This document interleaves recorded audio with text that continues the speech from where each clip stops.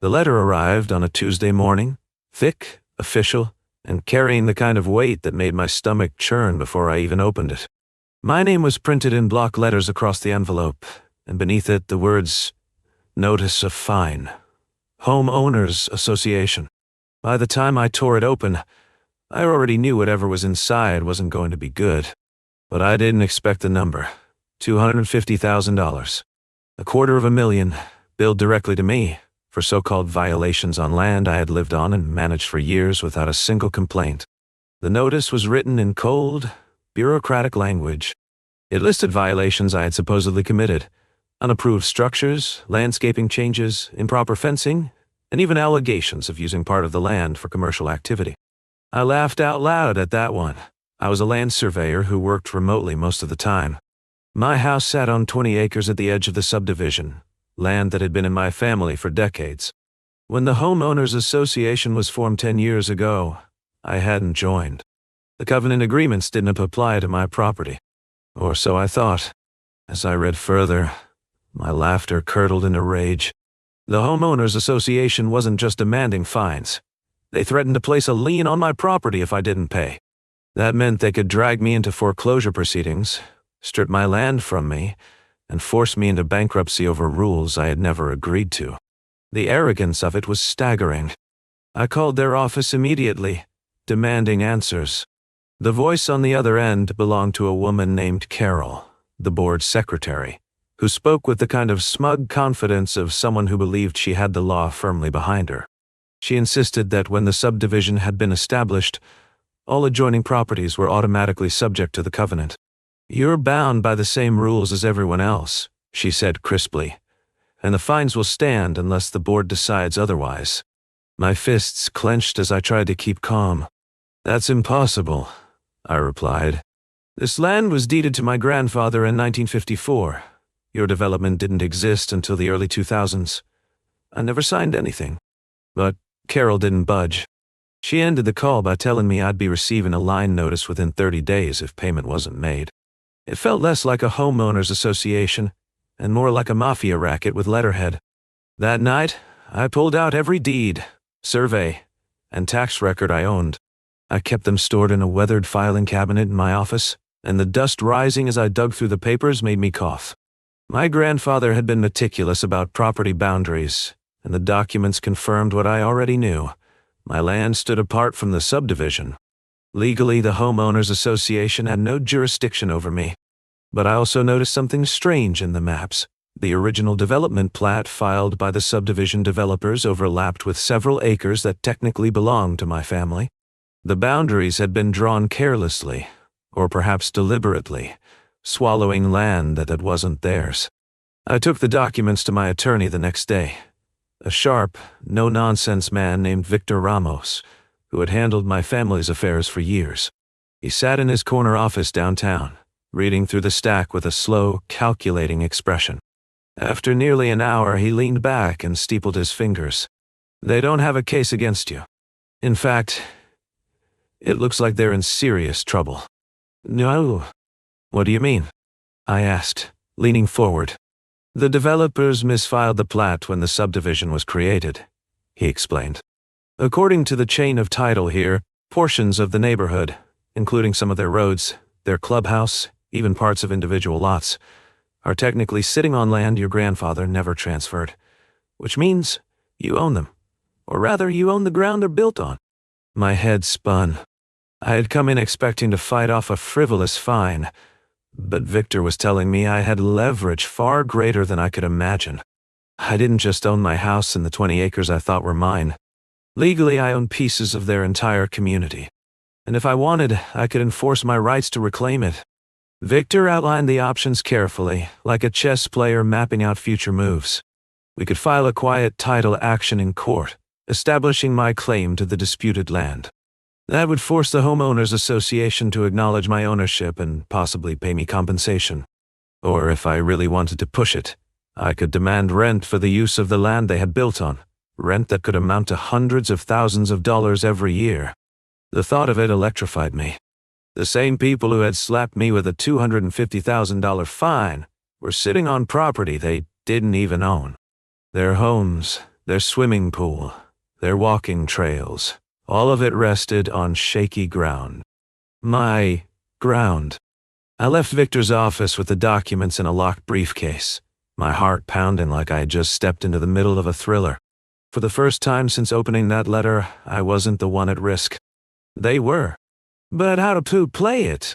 If I confronted them too early, they might scramble to cover their tracks. If I moved too late, they might succeed in dragging me into court over the fine before my own claim was established. A week later, the lien notice arrived, just as Carol had promised. But instead of panicking, I smiled. This was my moment. I called Victor, and we filed the quiet title action the very next day. It wasn't just a defensive move, it was an opening salvo. By filing, we forced the court to freeze any enforcement of the fine until the ownership question was settled. The Homeowners Association had unwittingly walked into a trap. The news spread through the neighborhood like wildfire. Homeowners whispered at block parties, rumors swirled in online forums, and within days the board called an emergency meeting. I wasn't invited, of course, but I didn't need to be. I knew they were panicking. If the court sided with me, and Victor was confident it would, the association could lose everything. Property values would plummet, mortgages could default, and the entire real estate bubble of their subdivision could collapse like a house of cards. That Friday evening, I returned home to find an SUV idling at the edge of my driveway. A man stepped out, tall, broad-shouldered, with the kind of tailored suit that screamed money. He introduced himself as Gregory Stone, president of the Homeowners Association Board. His handshake was firm, his smile thin. "We need to talk," he said, his tone leaving no room for refusal. We sat on my porch as the sun set, the air heavy with tension. Gregory tried to play the role of a diplomat at first, speaking of misunderstandings, of neighborly cooperation, of finding a way to move past these legal squabbles. But when I didn't take the bait, his veneer cracked. He leaned in closer, his voice low. "You don't know who you're messing with. This neighborhood is investors. People with a lot of money tied up in it. If you think you can hold this place hostage with some old deed, you're mistaken." I met his glare without flinching. "If you think you can extort me for $250,000 when you're the one squatting on my land, you're the one who's mistaken." The silence between us stretched long and taut. Finally, Gregory stood, buttoned his jacket, and gave me a smile that didn't reach his eyes. "Careful, Mr. Harper," he said. "Some fights cost more than they're worth." He walked back to his SUV, leaving me with the sound of gravel crunching under his tires, and the sinking feeling that this battle was only just beginning. I thought about his warning long after he left. Who were these investors he hinted at? Were they silent partners who had funded the development? Wealthy homeowners with stakes in the community? Or something darker, private equity firms looking to turn suburban neighborhoods into profit machines?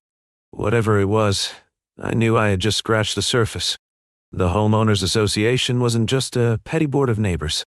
It was a front for something much bigger and much more dangerous. As I closed the door and locked it behind me, the briefcase with my family's deeds felt heavier than ever. I had leverage, yes, but I also had enemies, and I was beginning to realize they wouldn't hesitate to use every financial and legal weapon at their disposal to keep their empire from crumbling. The next morning began with a pounding on my door, far too early for a Saturday. I jolted awake, heart hammering, wondering if Gregory Stone had come back with reinforcements. But when I opened the door, it wasn't him.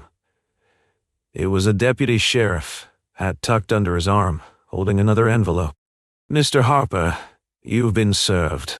He handed me a thick packet of documents. The Homeowners Association had countersued. I sat at my kitchen table with coffee growing cold as I flipped through the papers.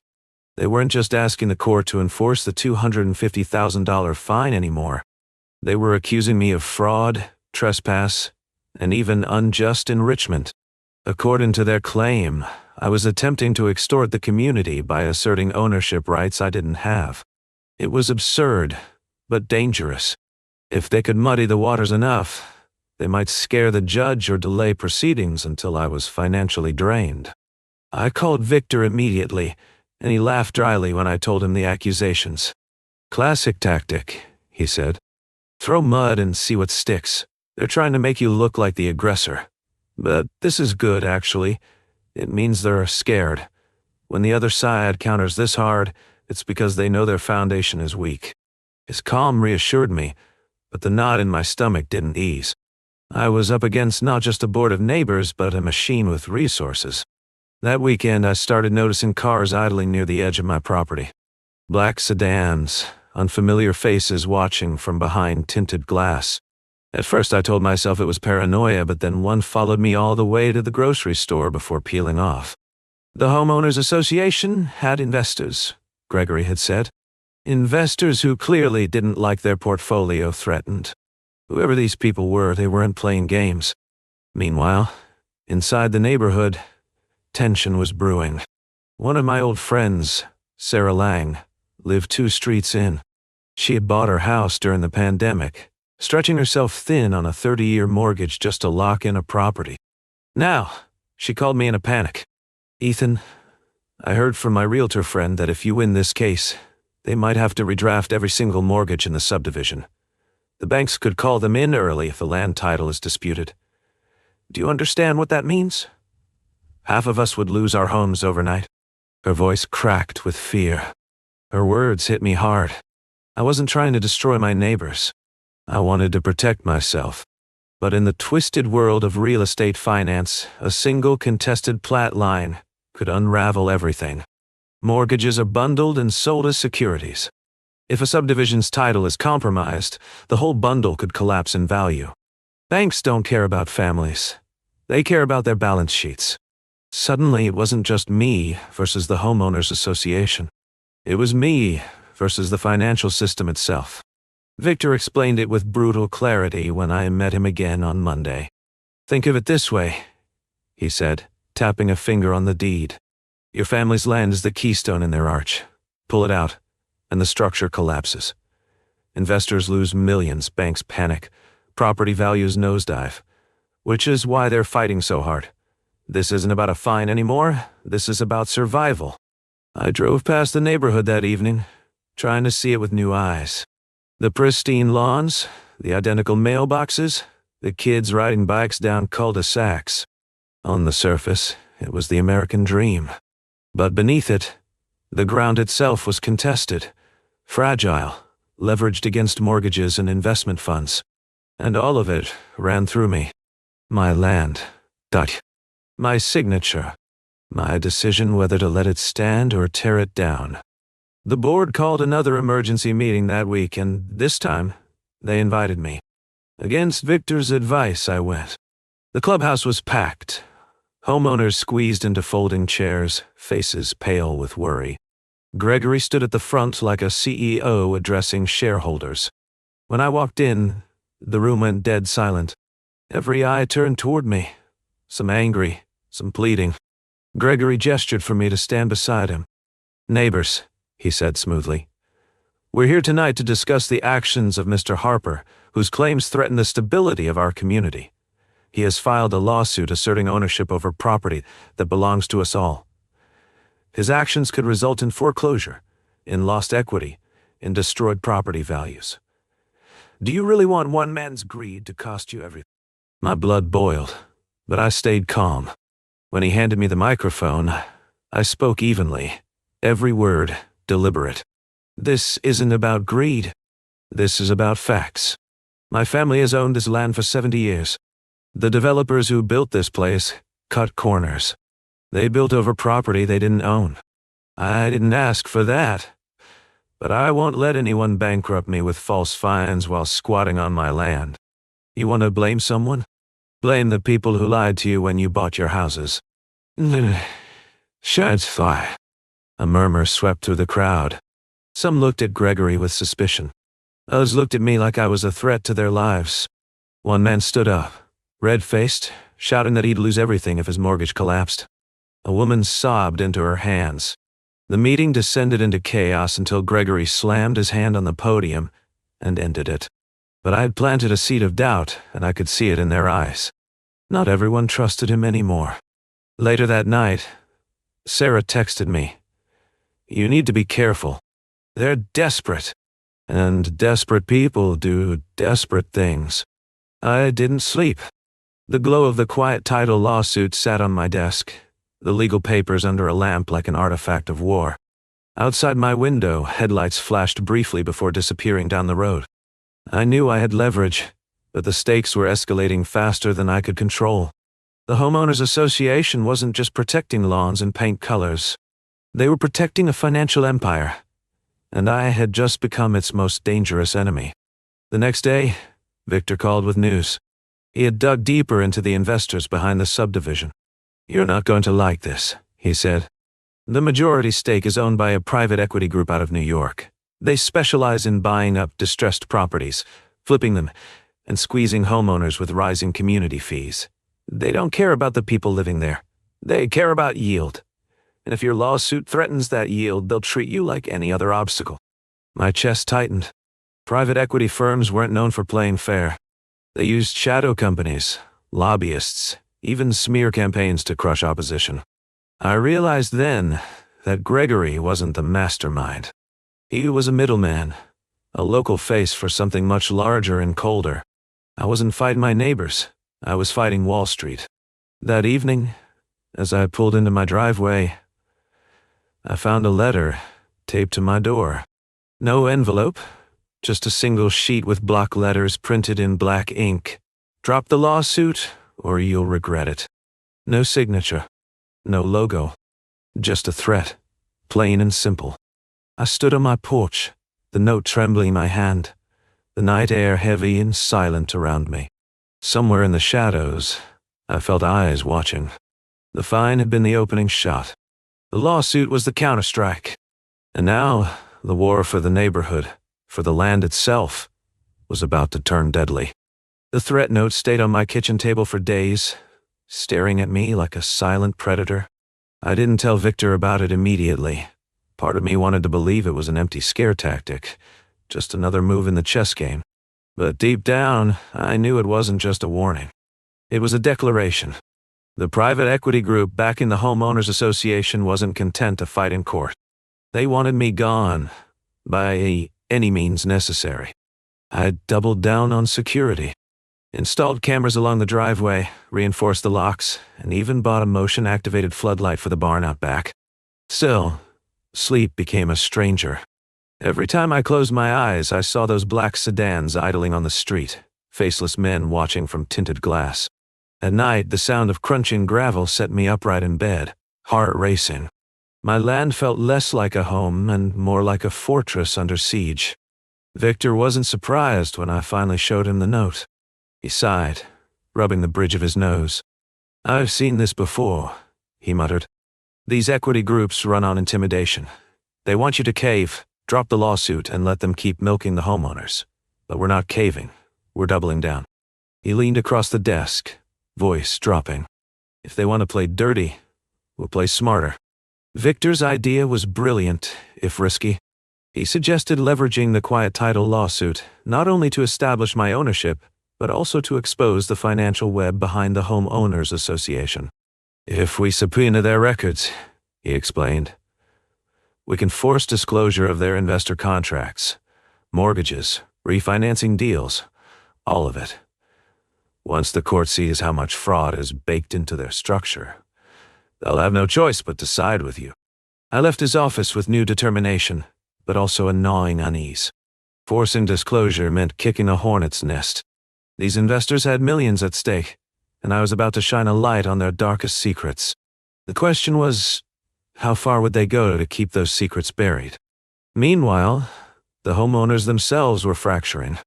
Sarah called me in tears after receiving a letter from the Homeowners Association announcing a sudden increase in community fees. They claimed it was to cover legal defense expenses, but everyone knew the truth. They were squeezing the residents to fund their war against me. I can barely make my mortgage as it is, Sarah sobbed. Now they want another $400 a month? I'll lose my house, Ethan. I swear I will. Her story wasn't unique. Social media groups for the subdivision exploded with angry posts, neighbors turning on the board, demanding answers. Some began quietly reaching out to me, asking for copies of my deeds, wanting to know if what I claimed was true. I realized then that I wasn't just fighting for myself anymore. Whether I liked it or not, I'd become a symbol, the man standing up to the machine. But symbols make easy targets. A week later, I returned home to find my barn door smashed open, tools scattered, a chainsaw missing, tire tracks leading away. It wasn't random theft. It was a message.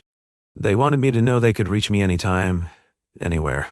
I called the sheriff, but his report felt perfunctory, as if he already knew this case was too hot to touch. "Probably just some kids," he muttered, scribbling on his clipboard. But the way his eyes darted away told me otherwise. Victor urged me to stay calm, to let the legal process play out. But patience was wearing thin. The countersuit hearings dragged on, filings and motions stacking higher than my kitchen table. Every time I thought we gained ground, the Homeowners Association's lawyers threw another roadblock. They had the money to stall forever, hoping to bleed me dry. I wasn't rich. My only wealth was tied up in this land. If they forced me into endless litigation, I might lose the very property I was fighting to protect. Then came the bombshell. Through a contact in the county recorder's office, Victor obtained internal memos showing that the subdivision's developers had knowingly misfiled the plat decades ago. Not an accident, not sloppy paperwork, a deliberate scheme. They had used shell companies to shift boundary lines, pushing construction onto my grandfather's land, then burying the evidence under layers of refinancing and tax breaks. It wasn't just negligence, it was fraud. "With this," Victor said, holding the memos like they were sacred texts, "we don't just have a case, we have a weapon." His eyes gleamed. "If we go public, the whole subdivision collapses overnight. Property values sink, mortgages default, and the equity firm loses everything. They'll be begging you to settle." I hesitated. Destroying the neighborhood outright wasn't my goal. I thought of Sarah, of kids riding bikes down cul-de-sacs, of families who had no idea their dream homes sat on stolen land. But then I remembered the smashed barn, the threat note, the way Gregory's smile had turned to menace. Mercy wasn't going to protect me. Only leverage would. Victor began drafting a press release, preparing to leak the memos to the local paper. That night, as I sat at my desk rereading the evidence, a shadow passed across my window. I froze.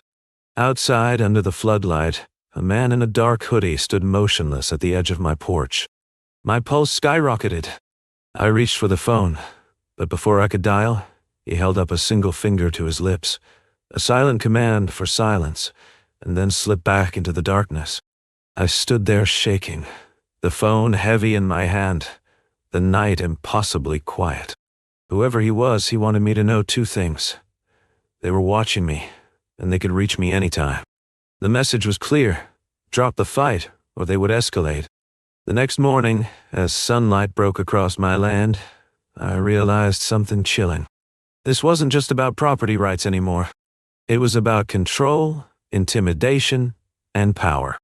The Homeowners Association and their backers had built their empire on stolen ground, and I was the only one standing in their way. And now, they were willing to burn the entire neighborhood to ashes if it meant keeping me from exposing them.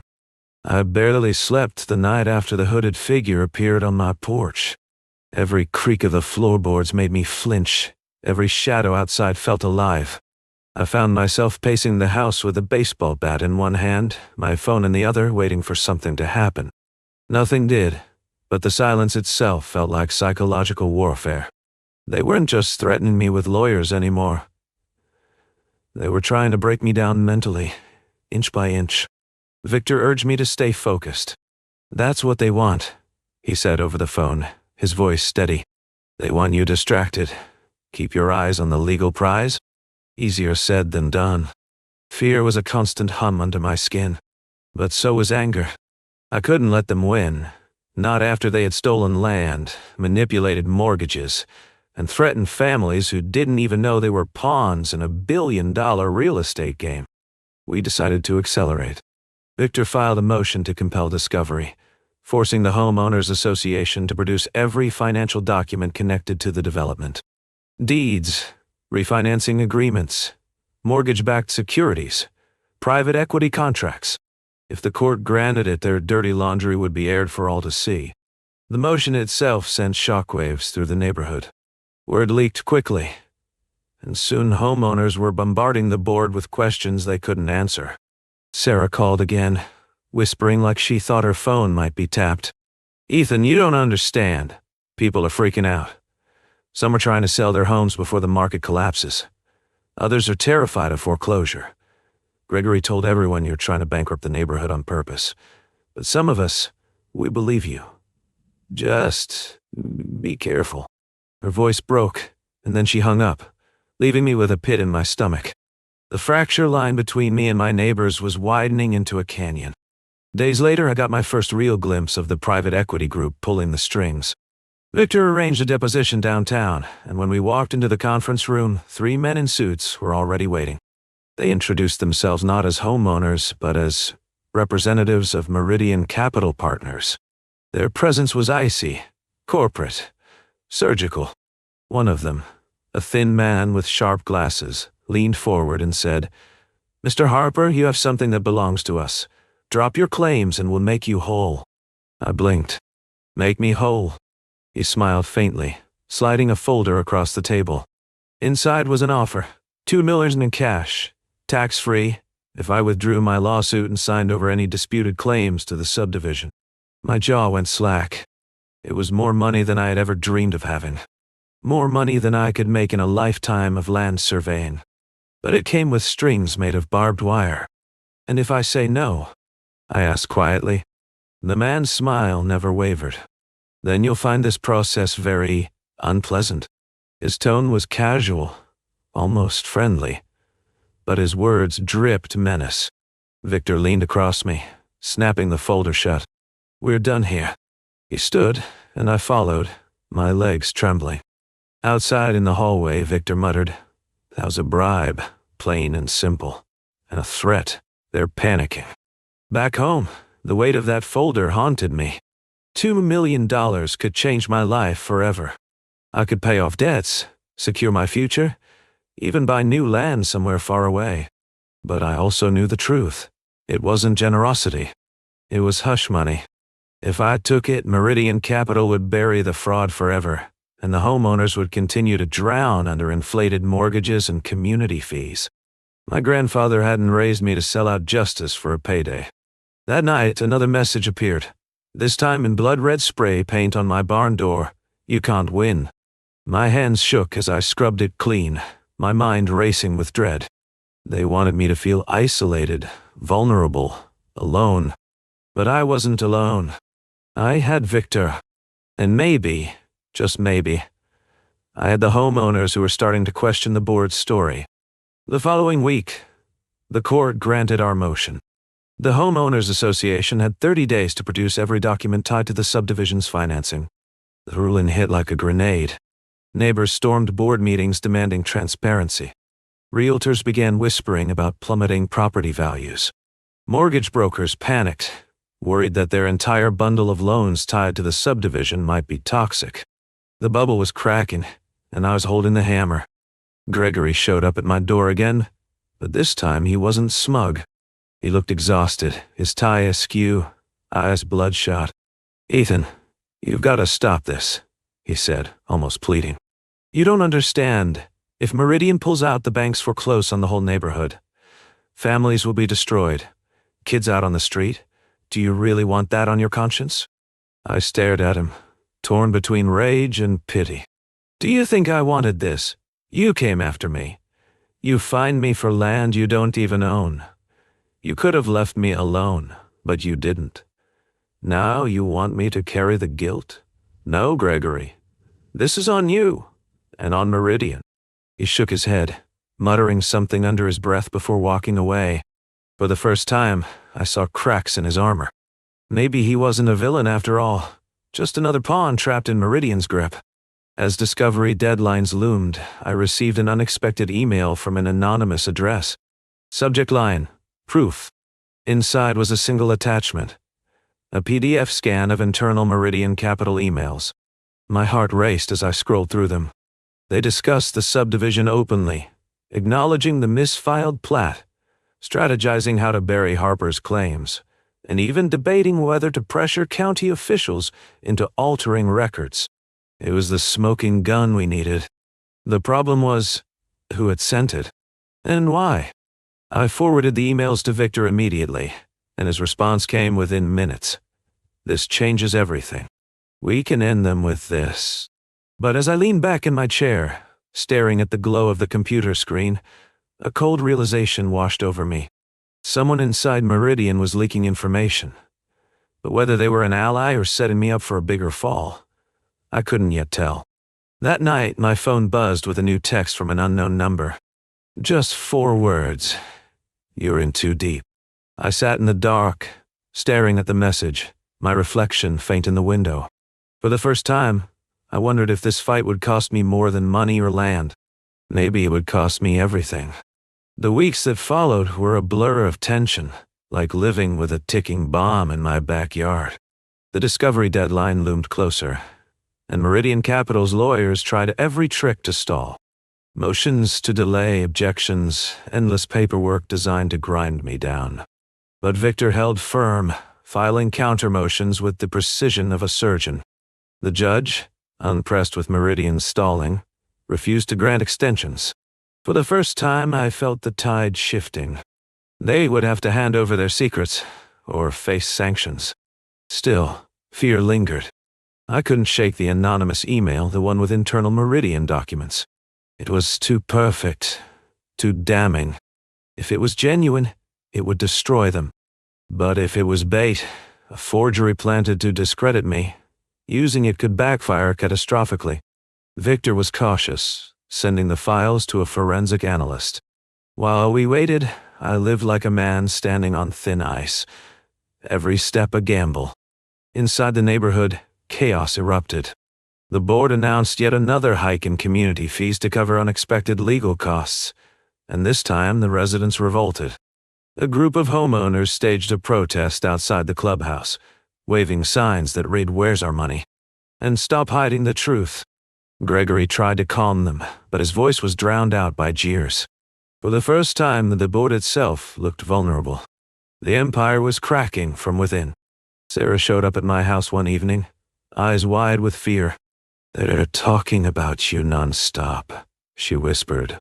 "Some people think you're a hero. Others think you're going to ruin us all. But there's more. Gregory's house was broken into last night. Papers stolen, laptop gone. He thinks Meridian is cleaning up loose ends." The look on her face told me everything. She was terrified he might be next. I wanted to reassure her, but the truth was, she was right. Meridian was circling the wagons, cutting deals in the shadows. If they were desperate enough to break into Gregory's home, who else might they silence? The hooded figure on my porch flashed through my mind again, and I shivered. Maybe I wasn't the only target anymore. A week before the deadline, Victor called me into his office. His face was pale, but determined. "The forensic analyst confirmed the emails are real," he said, tapping the printed pages on his desk. "Chain of custody, metadata, everything checks out. This isn't a trap. This is dynamite." Relief flooded me, until Victor leaned in, lowering his voice. "But you need to know, once we file these, Meridian will stop playing games. They'll come at you with everything they've got." I drove home that night with the documents in the passenger seat, glancing at them every few seconds like they were radioactive. In a way, they were. They proved Meridian had built the subdivision on stolen land, covered it up, and weaponized the Homeowners Association to protect their scheme. If exposed, it would be a scandal of national proportions. Mortgage fraud, securities fraud, racketeering, the kind of story that makes headlines and topples companies. The night before the hearing, my house felt unnervingly quiet. Too quiet. I paced the halls, unable to sleep, the documents locked in my briefcase at my side. Around midnight, headlights swept across my yard. I froze, heart pounding. A black SUV idled at the edge of my driveway, engine rumbling low. I gripped the bat I kept by the door, adrenaline surging. Minutes stretched like hours before the SUV finally backed away, taillights vanishing into the dark. It wasn't an attack, it was a reminder. They were watching. The next morning, the courthouse buzzed with reporters. Word had leaked that something big was about to break. Victor and I walked through the crowd like men entering a battlefield. Inside, the judge demanded Meridian produce the documents. Their lead attorney hemmed and hawed, claiming delays. But Victor stood tall and dropped the bomb. The leaked emails, authenticated and verified. Gasps rippled through the courtroom as the judge read the lines aloud. Admissions of fraud, discussions of burying evidence, even references to bribing county officials. Gregory sat pale in the gallery, his hands shaking. For once, his smugness was gone. He looked like a man realizing his world was collapsing. The judge's gavel slammed down, ordering a full investigation into Meridian's practices.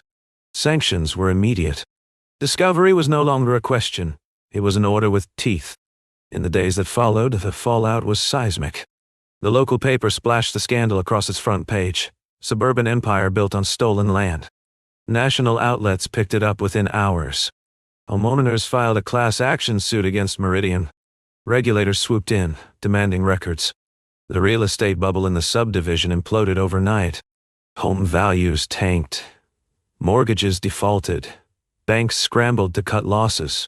Meridian's stock plummeted, billions wiped from their portfolio. But the victory was bittersweet. Sarah lost her home anyway, forced into foreclosure when her lender refused to refinance amid the chaos. Families I'd known for years packed moving trucks, leaving behind cul-de-sacs littered with for sale signs. The dream they thought they bought had turned into a nightmare, and I couldn't help but feel complicit. I hadn't caused the fraud, but I had pulled the thread that unraveled it all. One evening, weeks after the dust began to settle, Gregory appeared on my porch again. He looked older, broken, no longer the polished president of the board. "You destroyed everything," he said hoarsely. I waited for anger, for threats, but instead he sank onto the steps, head in his hands. But maybe it needed to be destroyed. For a long moment, we sat in silence, two men caught in the wreckage of a war much larger than ourselves. In the end, the court recognized my ownership over the disputed land. I didn't just save my property, I gained leverage over the entire neighborhood. But the victory felt hollow. The subdivision was no longer a shining picture of suburban success. It was a scarred battlefield, a cautionary tale of greed, debt, and the fragility of the real estate machine. As I stood on my porch, watching moving trucks roll past, I realized the real war wasn't between me and the Homeowners Association.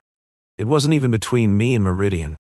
It was between ordinary people trying to build lives, and the financial titans who saw those lives as nothing but numbers on a spreadsheet. And as much as I'd won, I knew this fight wasn't over.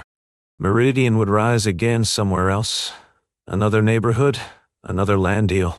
And maybe, someday, someone else would find themselves staring at a letter in the mail demanding a fine they didn't deserve, not knowing they were about to uncover an empire built on lies.